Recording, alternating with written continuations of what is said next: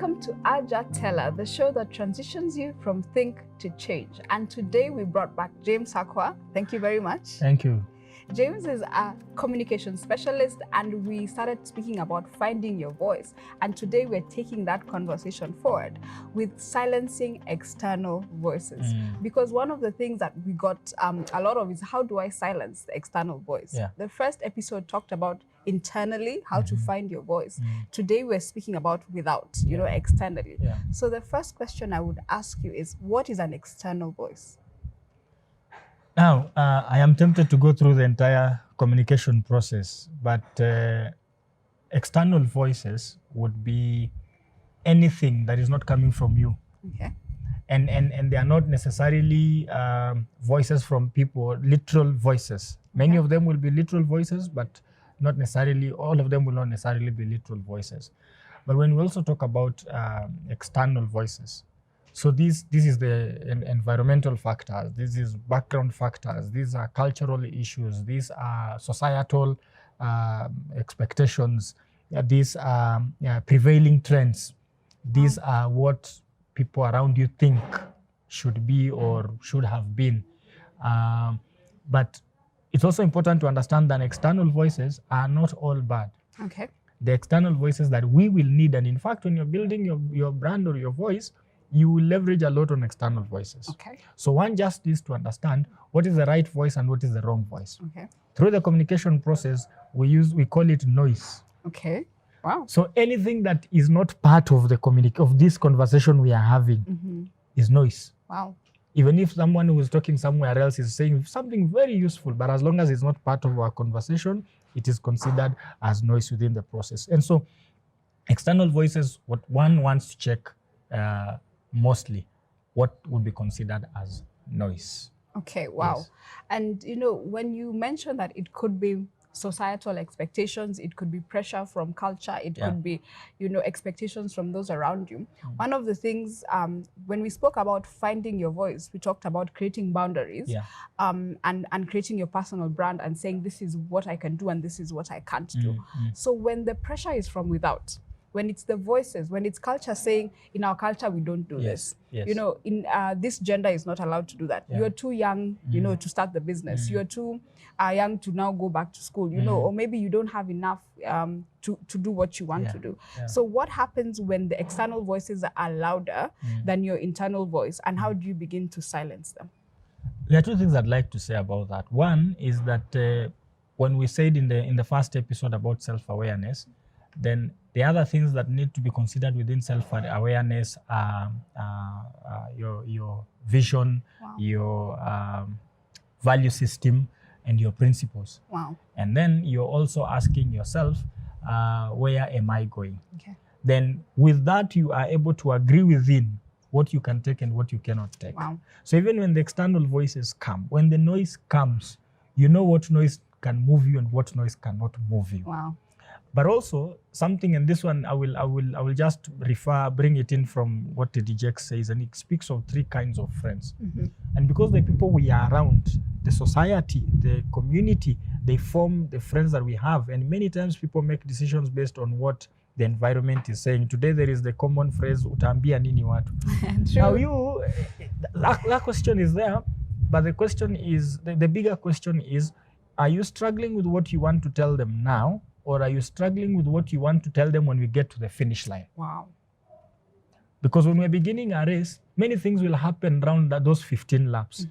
It should be list of your concerns, what you need to tell your audience when you're in lap 7 and lap 12. Yes. But the focus is, when I get to the finish line, what story do I want to tell? True. What book do I want to write? What chapter?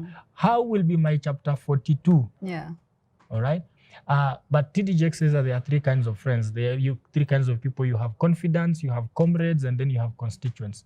So you need to understand, when you're listening voices, external voices, is it coming from a confidant, from a comrade, or from constituents? Yeah. And he says the confidant is the guy who's there for you in through thick and thin. Wow. Today's culture calls them the ride or die. Yeah.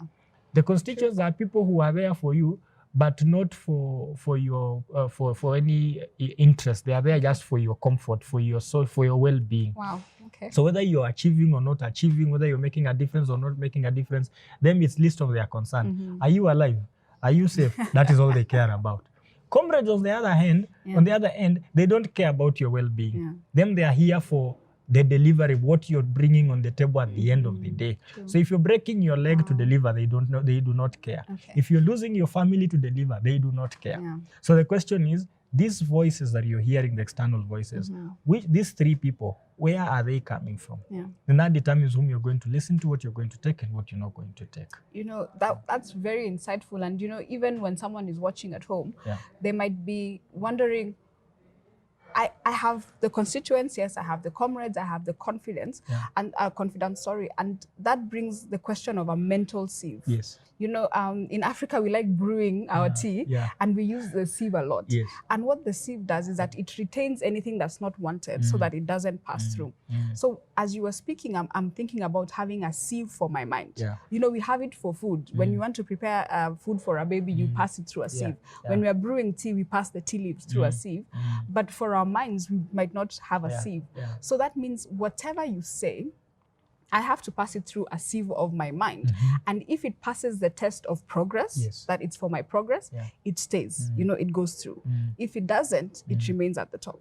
Because that way I get to gauge what I listen to and what I don't. So if you tell me that I'm too young to do this, then I pass it through the sieve. If I see it's not passing through the test of progress, I leave it out. You know, what do you think about having a sieve for your mind? Everyone needs a sieve for their mind. Because if you do not have a sieve for your mind, the risk is that you become a dumping site for everyone else's thoughts. And when I think about the things that people put up and they say, one has to do this, you can't do this when you're not this, you are too young for this, it's too early for the other. I pride in saying that there's a first thing, it's a first time for everything. So if you're too young to do that course, if you're too young to take that job, then why don't you be the first one? So that it can be said, how else? Otherwise, we would not have people breaking records. Because we'd be saying, someone from my village has never done this. Someone from my country has never done this. Someone from, when Nani was beginning to do javelin, no one from Kenya had ever done javelin. So it would have been easier to say, you know, Kenya, we only participate in the tracking. But he said, there's a first time for everything. This is going to be our first time.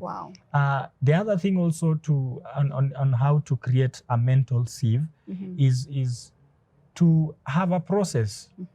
There's a gentleman, not a gentleman, Kofi Annan, when I read his book, Interventions, he says one of the lessons he picked from his dad is never to make a decision on any matter immediately. His dad always slept on every thought. So however simple a thought you took to Kofi Annan's dad, he would say, let me sleep over it. And the benefit of that is, as I sleep over it, I get new thoughts, I get new ideas, I develop, I interact with many other people and they add in something. So even something that initially seemed good, give it 6 hours. You begin to punch holes to it. It's true. Something that initially seemed bad because it came from someone that you do not like. Give it 6 hours. 1 or 2 lines from their statement begins to make sense. So for me, that is the process that I use as a way of applying a sieve to my mind. I have learned not to be in a hurry to decide. You know, you've said something that's very powerful, that be committed to be the first. You know, as we were discussing about silencing external voices, if you want to silence the external voice, then you have to be committed to be the first. You know, maybe in your village, people don't go to university. You know, maybe they don't reach a certain level of success. Maybe in where you come from, you don't take a certain career path, or you don't go into a certain line of business. You know, transport is for X and Y, medicine is for X and Y. You know, we don't do that in our culture. But when you silence the external voice, you commit yourself that even if it means being the first, I will do it. So what does it cost? You know, maybe someone is watching at home and they want to be the first to do something, maybe the first in their family. What will it cost them to be the first? Being the first, from the stories I have heard and what we will read out there about people who have been the first to do many things, there's definitely a price to pay. If anyone is going to make a difference in any way, any field, whatsoever, however small it is, there's definitely a price to pay. So if I'm going to be the first in doing this, then there is, first of all, there is the cost of time. Wow.